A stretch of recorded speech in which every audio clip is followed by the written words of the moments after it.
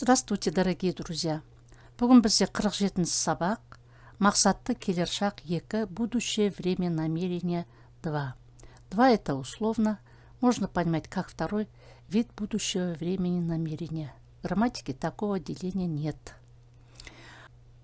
Формула выглядит следующим образом. Формула стала длиннее. Основа плюс мақ-мек, бақ-бек, бақ-бек плюс ш-ш плюс мын-сың-сыз для твердых слов, мын-сың-сыз для мягких слов.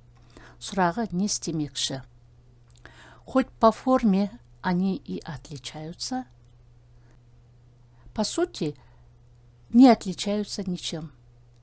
И с аффиксом ш переводится намерен, и без него переводится намерен. Просто одни используют одну форму, другие другую. Так как есть такое явление в грамматике, мы его и рассмотрим на нашем уроке. Бармақшы намерен поехать. И бармақ тоже намерен поехать. Ничем не отличаются. Отличие только в форме. Айтпақшы намерен сказать. Келмекші намерен приехать. Жазбақшы намерен написать. Жүзбекші намерен плавать. Жіктелу, сближение. Мен бармақшымын. Сен бармақшысың, сіз бармақшысыз, ол бармақшы. Мен келмекшімін, сен келмекшісің, сіз келмекшісіз, ол келмекші. Я намерен пойти, ты намерен пойти, вы намерены пойти, он намерен пойти. Я намерен прийти, ты намерен прийти, вы намерены прийти, он намерен прийти. Көпше түрінің жіктелуі, спряжение множественного числа. Біз бармақшымыз, сендер бармақшысыңдар. Посмотрите, как выросло это слово. Слово, состоящее из 3 букв, выросло почти в 4 раза за счет присоединяемых аффиксов. Сендер бармақшысыңдар, сіздер бармақшысыздар, олар бармақшы. Біз келмекшіміз, сендер келмекшісіңдер, сіздер келмекшісіздер, олар келмекші. Мы намерены пойти, вы намерены пойти, вы намерены пойти, они намерены пойти. Мы намерены приехать или прийти.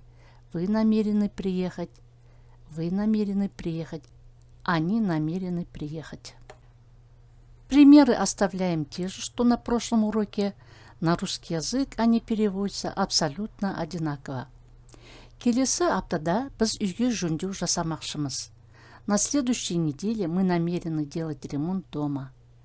Олар осы демалыста қонақ шақырмақшы. Они намереваются позвать гостей на этих выходных. Мен саған жақсы жаңалық айтпақшымын. Я намереваюсь сказать тебе хорошую новость.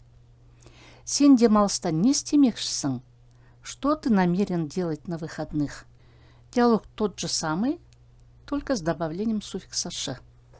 Сен жазда қайда демалмақшысың? Алакөлде. Онда қанша күн болмақшысың? 1 апта деп ойлаймын. Где ты намерен отдыхать летом? На Алаколе. Сколько дней намереваешься быть там? Думаю, 1 неделю.